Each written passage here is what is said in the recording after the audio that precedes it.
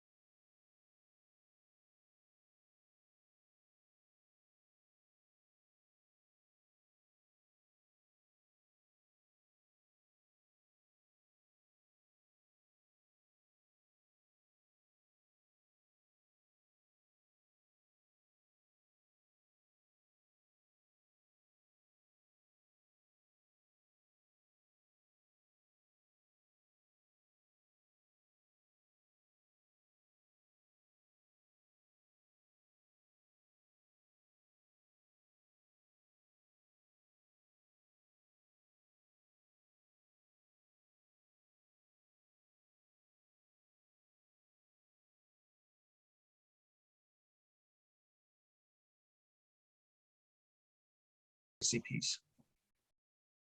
Certainly. So I think what Caroline just sent out was the fact that we're going to record this. That way we can replay it. Okay. Okay. Well, I have So a little bit after. I have a little bit. Go ahead. I'm sorry. No, I was going to say, Todd, me unplugged is better than the canned version. So I don't know.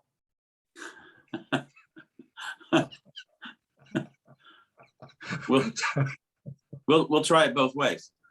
All right, sir. We'll play on words. There we go.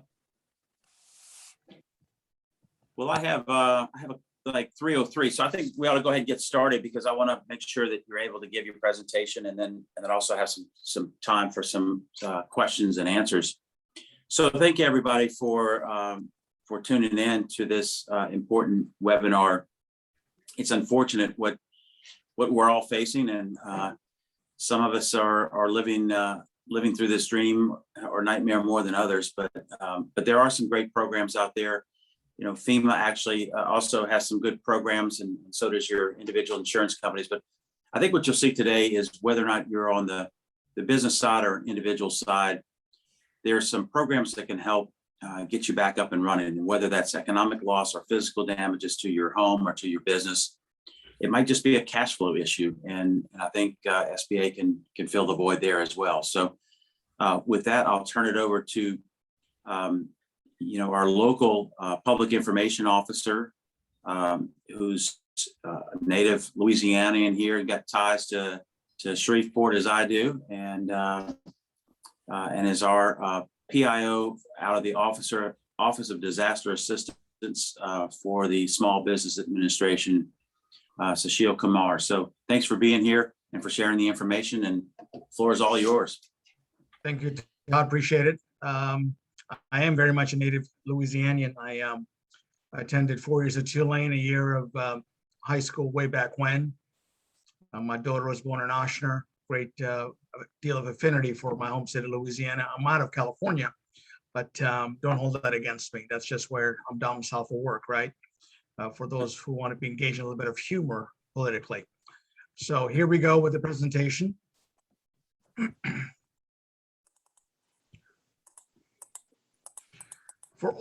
Caroline, thanks for arranging all this. I appreciate you being on here. Thank you all for all the back channels of arranging everything. So folks, U.S. Small Business Administration's Office of Disaster Assistance administers low interest rate lending for not only businesses, homeowners, renters, and nonprofits. The reason it's in the form of a loan is because of a very simple fact. As we all know on this call, in life, generally speaking, any disaster, your first line of defense is insurance. Pure and simple. In the absence of insurance, which is uninsured, or shortage of insurance, which is underinsured, that's where we step in.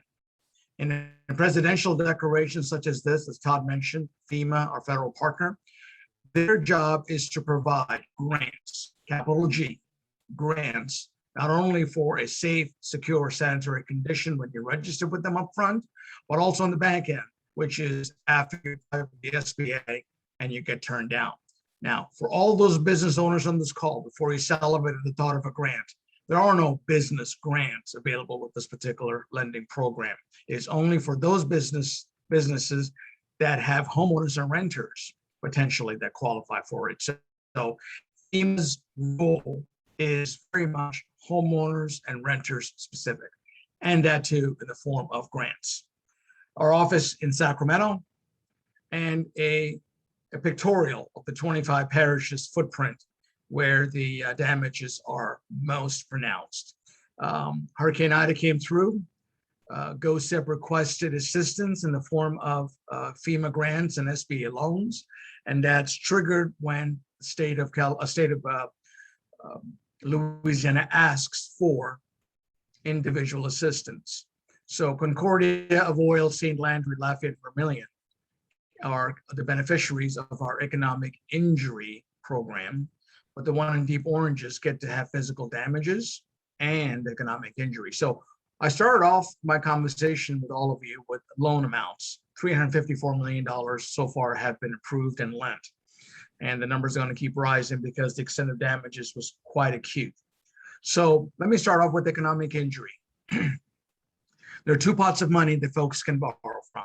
The COVID EIDL program that's still on, and also the EIDL program within the Hurricane Ida declaration.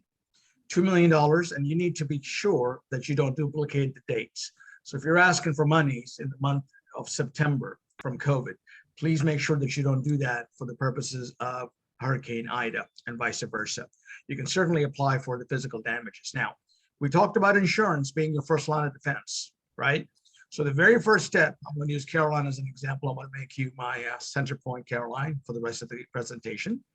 You will have to register with FEMA first as a homeowner and as a renter. Businesses, if you have a business, Caroline, you don't need to register with FEMA. It's encouraged, but you don't have to, okay? Having said that, off the bat, Caroline, you know you're underinsured because insurance companies seldom, if ever, make you whole dollar for dollar. So off the bat, deductibles, loss of use, depreciation comes off the top. So guess what? That's our bread and butter. So one huge takeaway from this presentation is we will cover deductibles, okay?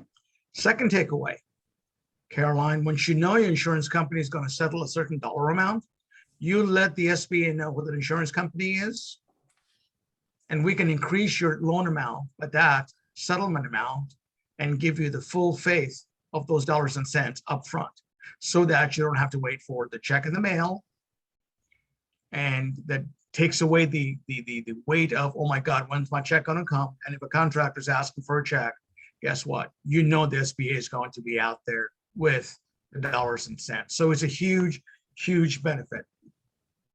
Again, as I mentioned, we are the primary source of funds to help private property owners pay for disaster losses not covered by insurance for other costs. Okay, so underinsured, uninsured, and our interest rates for homeowners for damages to their property and damages to personal property for renters and homeowners is as low as 1.563% fixed over a 30-year term. So for those folks who are watching the stock market, the bond market in real time, let me put it this way. A few days back, the cost of borrowing at a 10-year treasury, trillions of dollars, was similar to the monies you're getting for this particular declaration, which is 1.563. It just happened to be an interesting anecdote that I wanted to share. We all know that disaster losses are unexpected and they create a huge financial hardship, a huge one. And basically, the way we try to mitigate that is by underwriting a cash flow loan so that in the future, you're able to go to your insurance company. So Caroline, let's say she gets approved for this loan. There's a requirement for her to carry insurance. So God forbid she gets hit again a year from now or 2 years from now. All she has to do is go to the insurance broker and say, I've got insurance, first line of defense. Would you please take care of me? Game, set, match. And then if she chooses to, she can apply for deductibles and loss of use and depreciation back to the underinsured part and no longer the uninsured part. Okay. And basically the mindset when the framers decided that we were going to have the SBA, U.S. Small Business Administration, help out with the community, the idea was to spur employment and stabilize tax bases for local governments. Because when you borrow money, you're able to create that spending. And as we all know, post any type of catastrophe, spending literally it disappears. So those dollars and cents make a material difference in employment and tax bases. 1.563% as low as below market rates, affordable long terms as long as 30 years. Payments are based on borrower's ability to repay. So using my good friend Caroline as an example, she makes $1,000, she pays out $300 in expenses. Can her $700 cash flow the damages that a loss verifier establishes over a 30-year period, maximum at a 1.563% interest rate? If the answer is yes, for the most part, the money is Caroline's. On a case-by-case basis, we can also refinance her property, but she has to have damages. So Caroline potentially, if she has the first mortgage, can wrap that around the second mortgage that we're going to put on her property and refinance the whole thing potentially again if she meets other criteria at 1.563% interest rate. So a few beneficial tools a lot of folks may not be aware of. To repeat the obvious, only uncompensated losses, which basically means if you're getting money for insurance, you can't get money for this either. So overall big picture, the mindset is if you're underinsured or uninsured, you can come to the SBA. All insurance recoveries, we cannot duplicate benefits unless it's assignment of insurance proceeds, which we talked about. In which case, whenever the check comes in, Caroline's loan gets paid down, no prepayment penalty, no fees, no costs, and she has the benefit of those monies upfront.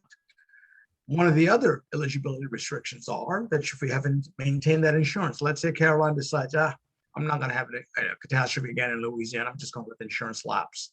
God forbid another problem arises in Louisiana, guess what? She's immediately ineligible for any future event. It's an insurance that you got to carry. It protects her, it protects the agency that lends. If she's behind on her child support, if she's behind on student loans, if she's behind on federal income tax filing requirements, all those things very much become an automatic no-no. 3 steps. Business owners, we encourage you to register, but you don't need to. But for homeowners and renters that happen to be business owners, please make sure that you're registered with FEMA first. There are 16 locations around town. Caroline, do you have the location listing that I sent you most recently? If you don't, I'll send this to you right after the webinar. All right.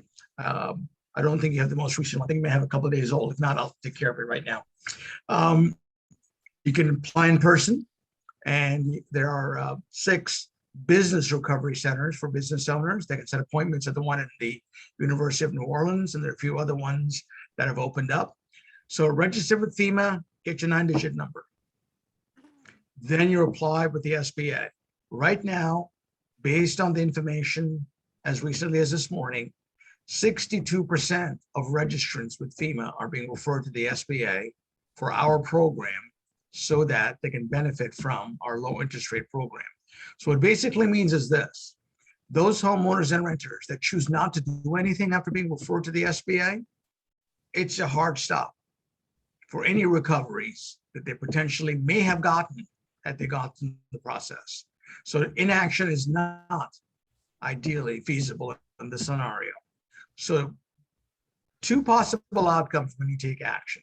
You're turned down, you don't qualify for an SBA loan as a homeowner or renter, in which case we refer you back to FEMA's other needs assistance. It's required. When long-term recovery comes in and asks Caroline and say, did you apply with the SBA? And she'll say, yes, I did. That opens up door for additional grant funding that the long-term recovery group might have. But if she says, no, I did not, she's then asked to go back to SBA and be turned down. Now, if someone has poor credit, does not have the cash flow or any other circumstances that they believe will get in the way of getting an SBA loan, make it a self-fulfilling prophecy. Make sure you get that turned down letter because it opens up that third pot of money from FEMA, other needs assistance. Their role is to provide grant-based funding for the needs of the many. That's how they were set up. They don't have a lending program.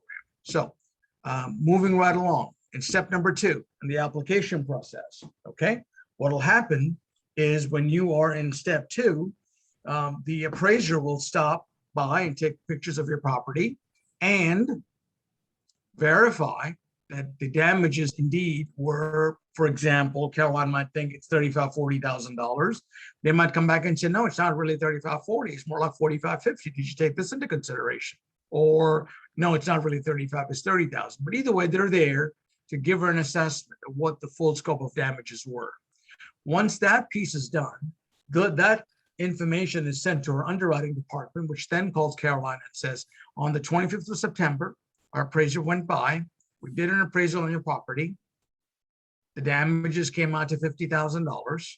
Would you agree with that? And they'll go down each item that they believe was damaged. And Caroline will then say yes, because that's important. If there was something that was missing in terms of the assessment process, Caroline could actually bring that to our attention, and then we can fix it.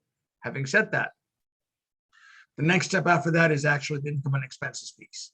They'll verify her income, they'll verify her expenses, and then they'll say, yes, you have enough money to repay the federal government to the tune of $50,000 at a fixed interest rate of 1.563%. Would you like us to proceed with the loan document? And she says yes. Within 5 to 7 days, documents are generated. She signs off on it, and the money's in her bank account as per her instructions to us. The first $25,000 comes in without any question. Everything after that is a percentage of completion, like a construction loan. So that's what we refer to as our 3-step process for SBA disaster loans, okay? And oh, by the way, if you need more money, we're able to afford you more money. One such example is mitigation. If Caroline marks off on the application that she needs mitigation money to mitigate, events in the future, and she wants to use it to raise her foundation, all right, build a safe area, she can add 20%. And using her example in the past, 20% of 50,000 is another 10,000. She gets to repay $60,000 back to the SBA at an interest rate of 1.5%. So, and again, if she needs more money, we're able to fund that, but she needs to demonstrate that she needs the money in the form of damages, okay? She can come back to the well a couple different times. This is where I'm gonna have my good friend Diane Sclafani out of the New Orleans SBDC office talk about the importance of partnering up with the SBDC and SBA. Their counsel in tough times and regular times is invaluable. The resources are extremely useful for a operating cycle of a business. It's free, it's paid for, and VBOX, core chapters, women's business centers are examples of other resource partners that we utilize for the purposes of not only promoting preparedness, but helping folks with many an idea. Diane, floor is yours. Oh, thank you so much, Shashil. I just want to say that we're here for you. We are boots on the ground. We are here. There are actually 10 locations across the Louisiana area. The office that I work out of is for the Greater New Orleans region. We, on a daily basis, help people with funding new projects, new businesses, existing businesses. But during disasters, we really become a true team with Shashil's disaster group that can really help you answer those questions. So right now, my day is filled with helping people to apply for all of what Shashil is talking about, as well as if you do get a rejection letter, please let us know. We will help you walk through that process on what documents may be needed. I'll help to kind of clear through some of that, because as a business owner, you have a business to run. And on top of it, there's a lot of paperwork. And this is at no charge to you. So please reach out to us.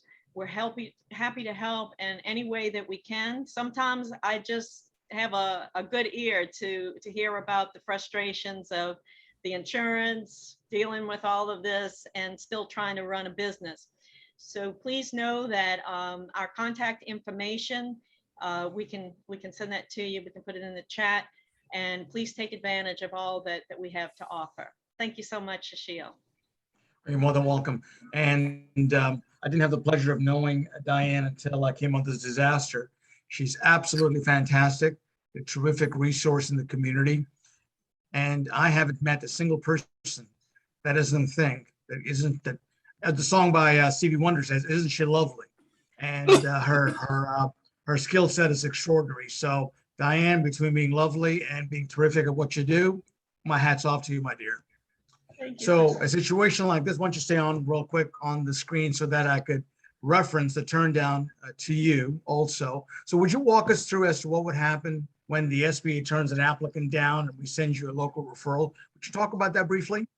Yes, the first thing I do is I look at the actual letter and really decipher what they are really asking for. And a lot of times it's because they have not been able to identify the business properly.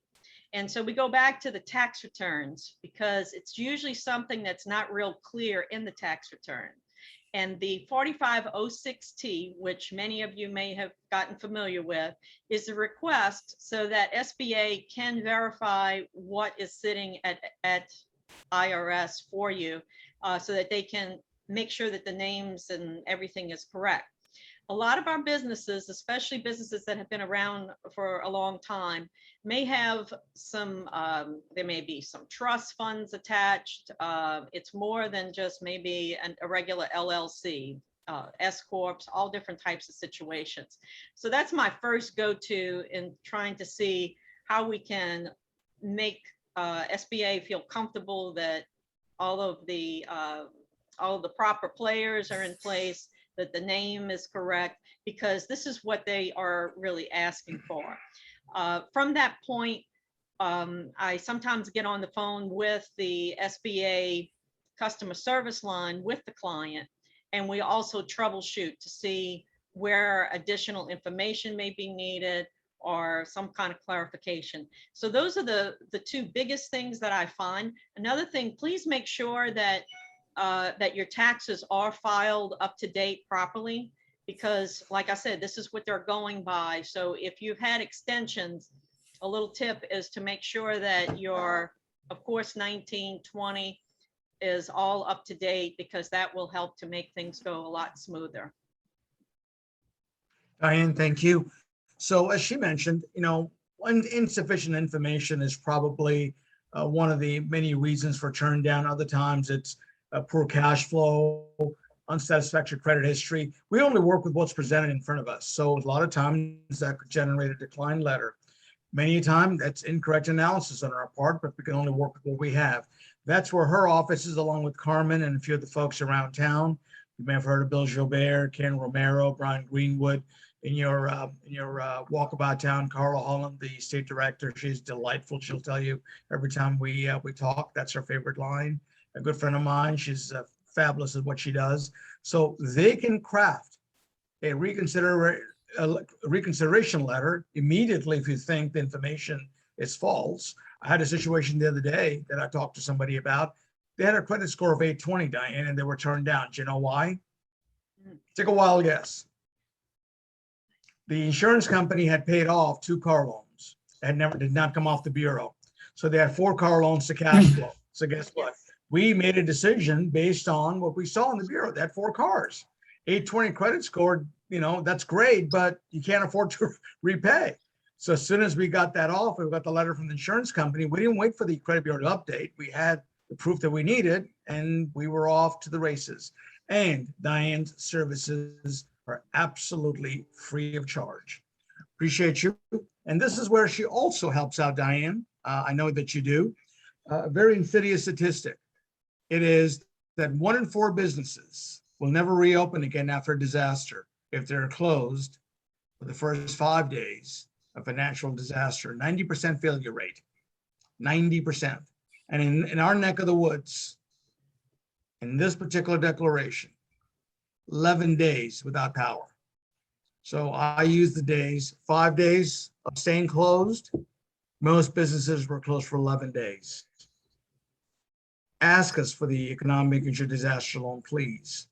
Pay your people, pay your vendors, reopen. It's a cash flow loan and the hierarchy of debt. If everyone's concerned about the hierarchy of debt, please don't be. This is a cash flow loan, fixed interest rate of 2.85%. For those bankers on the call, I don't know if there are any, they don't have the appetite to lend fixed, especially when the cost of funds is exactly 2.8 or 3% money. We're able to do so because our money comes directly from the Treasury. Most folks on this call are used to SBA lending when it's guaranteed, and the banks pay it out in the form of 7A and 504. The net income spread there is easily 4 to 5% because we're talking prime plus borrowing, and they're able to get the CDC's debenture rate, which is fixed. So no such arbitrage here. Look to borrow from us so that you don't become a statistic. One page captures all for phone numbers, 800-659-2955, and websites for other programs. And with that, I'm going to change screens real quick. Is there any questions that I can answer prior to going to the next particular slides? Caroline, is there any questions in the chat box?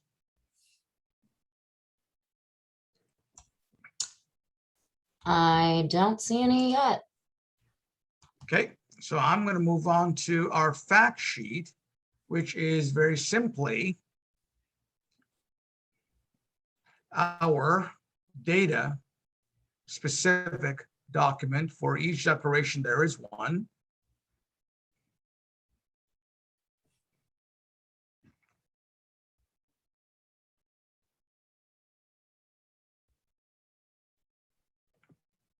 All right, it shouldn't be taking so long. Forgive me, guys.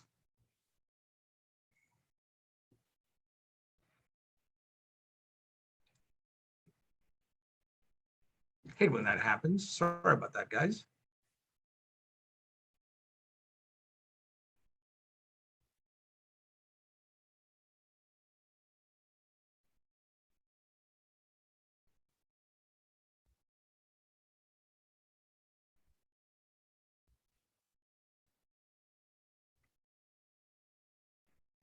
All right, I'm about to share. Where am I? There we are. Deadline periods. Can everybody see that? Todd, is that too small or do I need to make it bigger? We're good?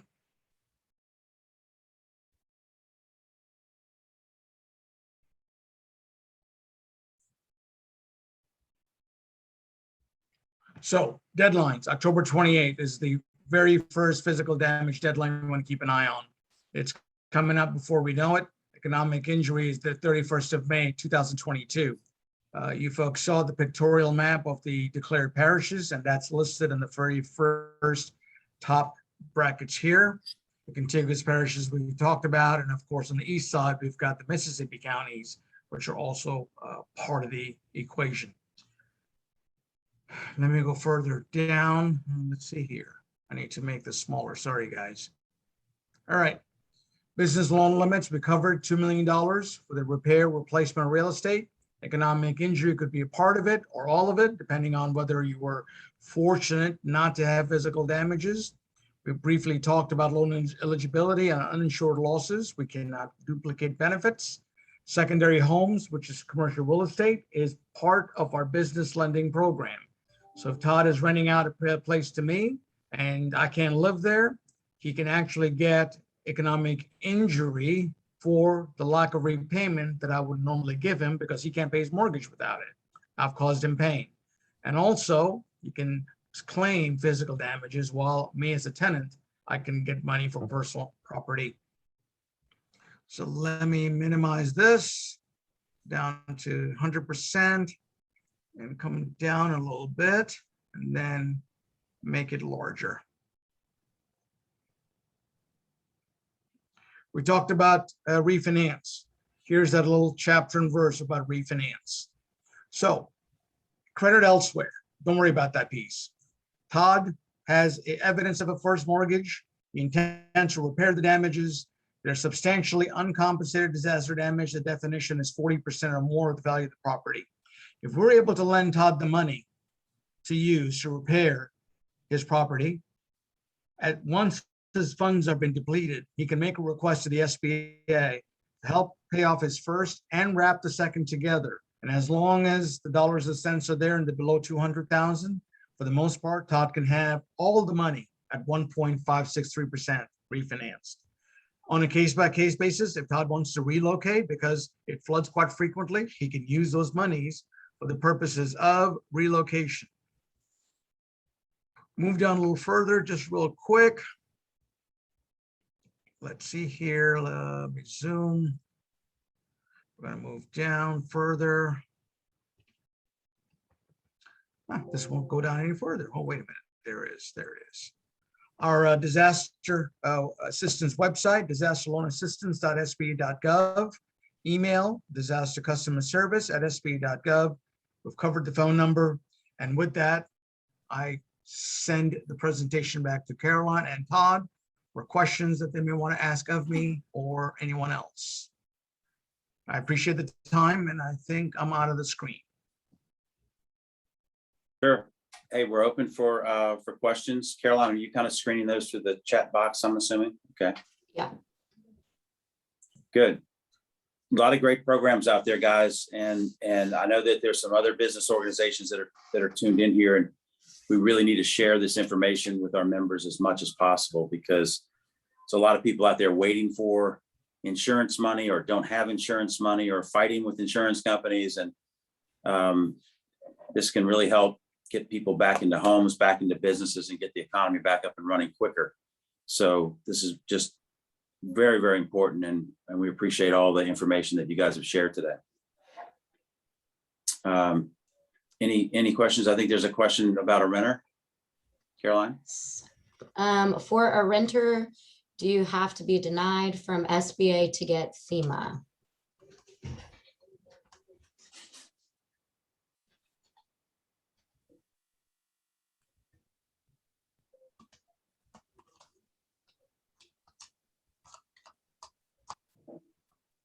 You might have lost him.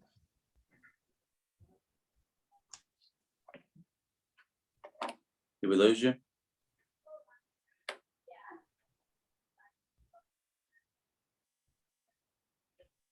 I think we did lose him. I usually try to disappear when it's Q&A time as well, so I don't blame him.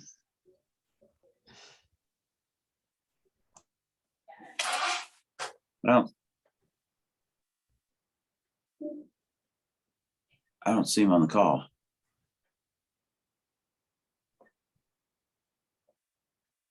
Diane, I'll go ahead and take that. Yes, that would be the process. They would need to get denied by SBA and then follow through with FEMA and show them that letter, and then they can take it from there. Regardless if it's an owner or a renter. Right, exactly. Okay, yep, got it. Thank you, Diane. Any other questions?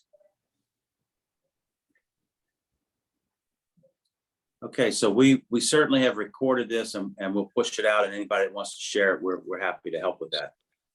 I'm back, Todd. Okay, I got dropped off for some reason off my laptop, so I used my phone to join. oh, okay, good. We thought the question was too difficult. Ouch. I can take the heat, sir. Yep. Is there a question? I don't think there's, I think Diane answered the one that was on the board, and I don't think we have any others. And I was just telling the group that, you know, we recorded this and we're happy to share this and push it out. Just an incredible resource, and we appreciate you taking the time to share this information with us today. Thank you so much. And any questions that you folks may have after the fact, have Caroline, put together a spreadsheet, and I can answer it like I've done for other organizations too. Okay, wonderful. So my takeaway: no fees, no points, no closing costs, no prepayment penalty. First payment 5 months from now. Assignment of insurance proceeds. Rates as low as 1.56 for homeowners and renters. 2.855 for business owners, and 2% for most nonprofits, including places of worship. Great resource. Good. Looks Thank like you. we have one more question. Okay. Would you be able to go over the insurance requirements? I'm not an insurance broker, but just put it this way, blanket insurance proceeds required on protecting your investment and our proceeds into the property. So if you're in a flood zone, they'll require flood certificate. So it's all depending on where your residence is, and you can always get to that. It's just standard insurance to protect your home. And if you want to call up your insurance agent officer, that's call and say, hey, what would I normally be if I was refinancing my home or if I was borrowing money to repair the home? What kind of insurance would a lender want? So that's the same thing that we would have. We're not any different. You're more than welcome, Harveen. Oh, by the way, Caroline, I got to tell you, Todd's wearing really nice threads, nice window pane, blue jacket. Good Lord. Is that Rubenstein or is it No, it's Dillard's blue. oh, right on, my brother. Looks really fabulous on you. Thank you. I'm a clothes connoisseur, so you know, little stuff like that piques my interest. Yeah, I can relate. Any other questions for you, sir? Questions I can do for anyone else? I think it's been good. I appreciate it. I think that's it. I think Harveen just had a question that popped up across my screen. Did it show up on yours? See? Oh, I yeah. haven't seen it. If he has an idle loan already, how does that affect that? It doesn't. Just make sure, like I initially stated, that he does not ask for two pots of money for the same incident period. So let's say he's looking for money from September 1st through yesterday. He can only apply for that through IDA or idle, but not both. So just like, you know, standard common sense, you wouldn't apply for two pots of money for the same injury. You couldn't do that. So yes, you can apply for physical damages, but economic injury, you got to choose which pot of money you want it from.